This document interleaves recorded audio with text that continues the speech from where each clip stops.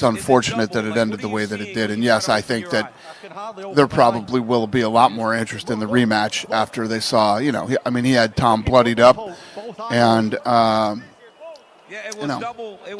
didn't want to continue in the fight. So the rematch is very interesting. Guys, I just got fucking poked knuckle deep in the eyeball. What the fuck? Why are you booing? What am I supposed to do about it? I didn't do the fucking poke. I can't see. This is bullshit. The fight was just getting going.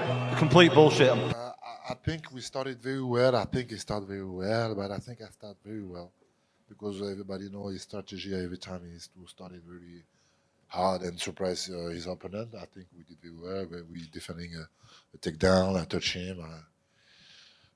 We saw some blood on his nose. It was a really great first round, and that's why, maybe also I was a little bit disappointed, a little bit sad about this issue, but this is a sport. I was at first angry because I don't want him. I don't want from him to stop the fight.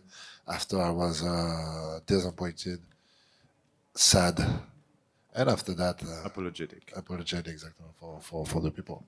So, Ciryl, how did you feel about the eye poke? How do you feel when your hands and your fingers touching his face? Did you feel something specific? Ciryl responded, no, I didn't feel anything specific. I didn't do it on purpose. And I know what it is to have an eye poke because when I fought Derek Lewis, I got an eye poke and I was seeing two Derek Lewis for a full round. So I know how it is. And one round during that is what the debut of the round, and the rest of the round I saw the two Derek Lewis. So I'm not gonna say he's a liar.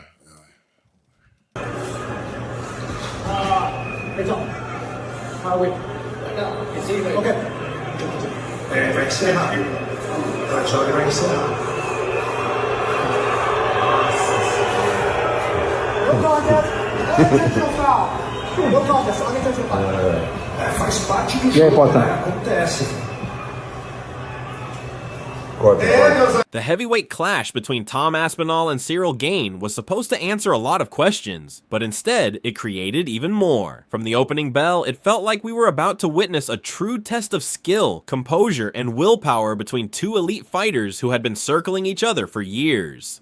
Tom Aspinall, the British powerhouse known for his precision and speed, finally had the kind of opponent that could push him beyond his comfort zone, and Ciryl Gane, the slick French technician, was ready to prove that his setbacks were behind him. The tension was electric, the atmosphere was wild, and both men entered the cage with something to prove. But by the time it was all over, no one got the answers they were hoping for. The first few minutes were everything fans wanted. Ciryl Gane came out sharp, calculated, patient, and fully focused. His timing looked perfect, his jabs were crisp, and his movement was pure poetry. Every time Tom stepped forward, Gane made him miss, then punished him with a quick counter. Tom, meanwhile, wasn't backing down. He was smiling, relaxed, almost enjoying the danger he was walking into. You could see the confidence in his body language. For once, he was being challenged in ways he hadn't been before. The fight was a chess match in motion. Gane's precision versus Aspinall's explosive power. But just as it began to heat up, everything changed with one accidental poke. Aspinall instantly reacted, grabbing his eye in pain, stumbling back, and shouting that he couldn't see. The energy in the arena shifted in a split second. The crowd went from cheering to confusion to frustration. Fans had waited months for this fight, and now it looked like it was over before it really started. Tom's eye was red and tearing, his frustration boiling over. "What do you want me to do? I can't see," he shouted, furious at the situation, not at his opponent. Ciryl looked genuinely concerned and apologetic, insisting that it wasn't intentional, but the damage was done. The referee waved it off, and just like that, one of the most anticipated heavyweight matchups in years ended in chaos. Afterward, analysts and fighters across the MMA world were split. Some, like Daniel Cormier, called it one of the most unfortunate endings imaginable. He emphasized how rare it was to see Tom push like that, forced to adjust, to show new dimensions of his game. For the first time, fans saw Aspinall using more kicks, mixing in level changes, and even trying new setups he'd never needed before. He was adapting to Gane's rhythm, reading the patterns, and preparing to turn up the pressure, but then it was gone. All that buildup, all that momentum, gone in a blink, literally. Anthony Smith's reaction was more emotional. He admitted being flat out disappointed. He wanted to see Tom tested, to see how he handled adversity. He wanted to see what Tom would do when his first plan didn't work, how he'd recover if Gane outstruck him early. Instead, no one got those answers. "I'm disappointed," Smith said, echoing what almost every fan felt in that moment. For all the talk about technique, fight IQ, and strategy, sometimes MMA can come down to one small accident that changes everything, and that's what made this one so frustrating. Ciryl Gane, to his credit, handled the situation with class. In the post-fight interview, he said he didn't feel anything unusual during the exchange and insisted the poke was unintentional. He even recalled being poked in the eye himself during a past fight with Derek Lewis, saying he knew exactly how painful and disorienting it could be. Ciryl Gane fought tonight like we expected him to fight against John Jones. He defended takedowns. He was landing his strikes. And Tom Aspinall got his off too. Tom Aspinall was landing. Tom Aspinall actually seemed happy, smiling, to be in there with someone that was extending him and pushing him to a place that he really hadn't been. That was going to be the toughest fight of Tom Aspinall's career. And I can say that very confidently because I saw him with his face, nose all bloody, from a jab of Ciryl Gane, who landed it multiple times over the course of that first round. I saw Tom Aspinall land some nasty stuff too. I saw Tom Aspinall throw a high kick. I've never seen him throw a high kick, and it's partly because he's never had to throw a high kick. There are layers to these guys' games that we have to find only when they're fighting someone that not only deserves to be in there with them, but can extend them to a point where they have to use all of their weapons. Tonight, Tom was kicking more. He was trying to wrestle more. He was doing so many things differently because he had to. Unfortunately, Ciryl Gane seemed prepared for all of that, and he was fighting better than we have seen him fight in a long time. Disappointed. I'm disappointed. I talked all day yesterday. Like, I just want to see Tom have to overcome some adversity. I want to see what he does when when his first plan of action doesn't work. What's he checked down to? Is he gonna wrestle? Can he compete with Ciryl Gane on his feet for 25 minutes? And I don't get any of those answers, and just like everybody at home, I'm disappointed. Being poked in the eye is illegal, Brendan, but to fight with one eye is very common. The opponent's trying to hit your eye. He's trying to bust up and make your nose bleed. So that part of it does have question for guys like Anthony and I. We're trying to be polite. We're trying to show grace. But in all fairness, if you're the heavyweight champion of the world, you got to fight with one eye at a time. "I know how it feels. I saw 2 Derek Lewises for an entire round," he joked, trying to lighten the mood, but you could see the disappointment in his face. He knew that even though it wasn't his fault, the night's narrative would now be dominated by the controversy rather than his performance.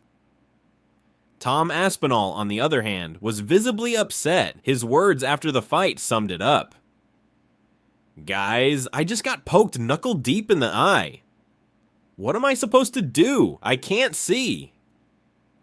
It wasn't about toughness or heart. He's proven those countless times before. It was about the reality that when you can't see punches coming, continuing to fight can mean risking permanent damage. Still, fans were divided. Some argued that as the interim champion, Tom should have pushed through. Others defended him, saying that eye injuries are no joke and that no fighter should risk their vision for pride. What makes the situation even harder to swallow is how competitive that first round actually was. Gane was landing clean jabs that bloodied Tom's nose, while Aspinall was starting to find his range with hard kicks and explosive combinations. For the first time in a long while, both men were showing new sides of their skill sets. Aspinall, usually known for fast finishes, was pacing himself, using strategy. Gane, often criticized for fading under pressure, looked sharper and more composed than ever. It was shaping up to be something special until fate intervened. Before the fight, plenty of experts had weighed in on how the matchup might go.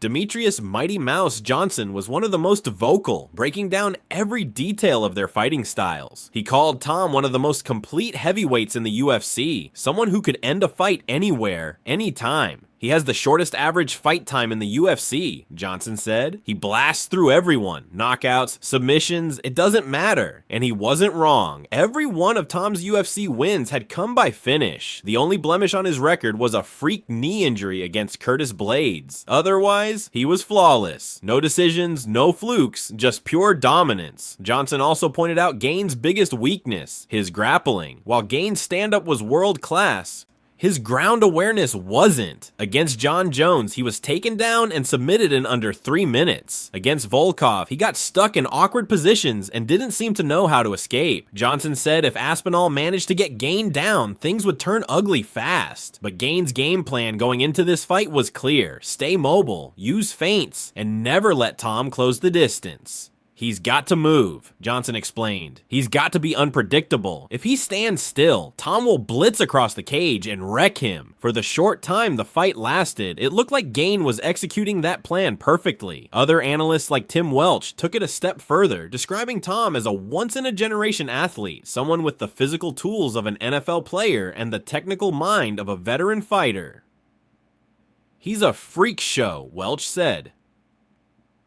The explosiveness, the speed, the power, it's unreal for a guy that big. He highlighted Tom's ability to chain together wrestling, striking, and jiu-jitsu seamlessly. When Tom got someone on the ground, it was usually the beginning of the end. He didn't just dominate, he overwhelmed. Welch predicted an early knockout or submission, but as we now know, the fight never got the chance to go that far. Ciryl Gane's own performance, however, deserves recognition. For the first time in a while, he looked like the old Gane, the one who outclassed Derek Lewis and outsmarted top contenders with ease. His jab was sharp, his footwork smooth, and his composure never wavered. Even with all the pressure on him after previous losses, he handled the moment like a veteran. That's why the ending hurt so much. It robbed both fighters of the chance to prove who was truly the better man that night. The rematch talk started almost instantly. Fans flooded social media calling for it, and both fighters seemed open to running it back. Gane made it clear he wanted to settle things the right way, and Tom, while frustrated, didn't rule it out either. Everyone wants closure now. No eye pokes, no confusion. Just a real fight between two of the best heavyweights on the planet. If anything, this unfinished business might make the rematch even bigger than the original fight. In the end, this wasn't just another UFC main event. It was a reminder of how unpredictable the sport can be.